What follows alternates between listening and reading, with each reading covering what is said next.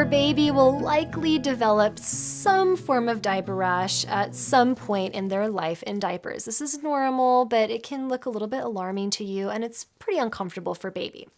So, a diaper rash usually looks like red inflamed skin on their bottom, maybe their genitals, and this can be caused by different things, but sitting in a wet diaper for a while, or maybe some kind of bacteria in the poop can agitate that skin. So, if your baby develops a diaper rash, one of the best things you can do actually is to squirt breast milk on it. Breast milk is a miracle cure for so many things. So, after you wipe and dry off the area, make sure there's no fecal matter on the diaper rash.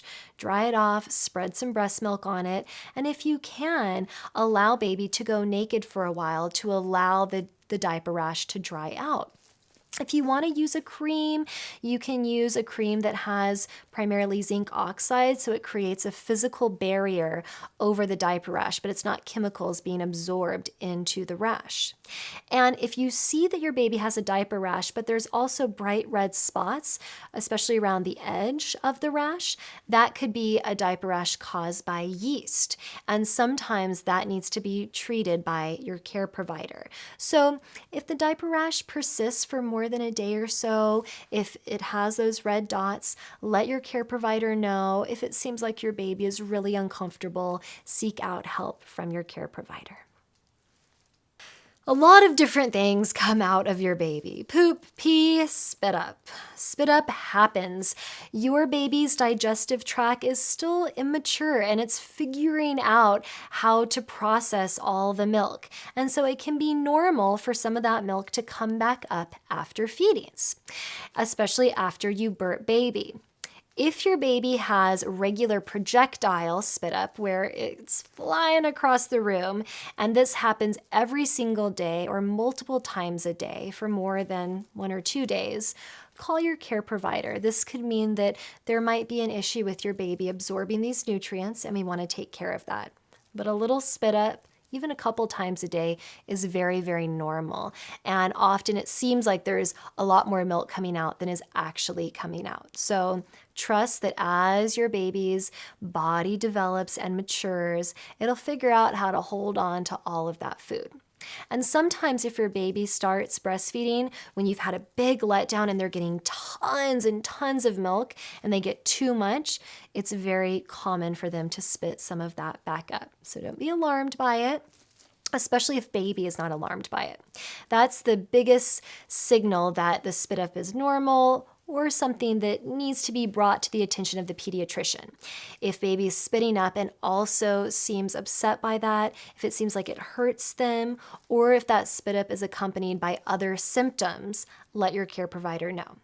My baby spit up projectile spit up twice in his first 2 weeks of life, and it was so alarming. I totally freaked out, but he was fine. It was kind of like an exorcist moment, and then he fell asleep. He didn't care. It didn't bother him. So if your baby acts like that, take a deep breath and know that it's normal. All right, so we've been talking about poop getting on your baby, spit up getting on your baby, and you're probably going to want to bathe your baby a little bit, get off some of the yuck. When you have a newborn, you really do not want to submerge them in water because they likely have the stump from their umbilical cord still attached to their body. So we do not want to get that stump wet. So what you can do to just wipe off any spit up or any milk that might collect in their crevices, I call it breast milk cheese. It can turn into like a cheesy substance in their crevices. Gross. You can just wipe them off with a wet washcloth, a baby wipe. You don't need to use any soap on their skin. If they have some cradle cap, just wipe off their head with a damp washcloth. And when the stump eventually falls out, you can then submerge them in a couple inches of water.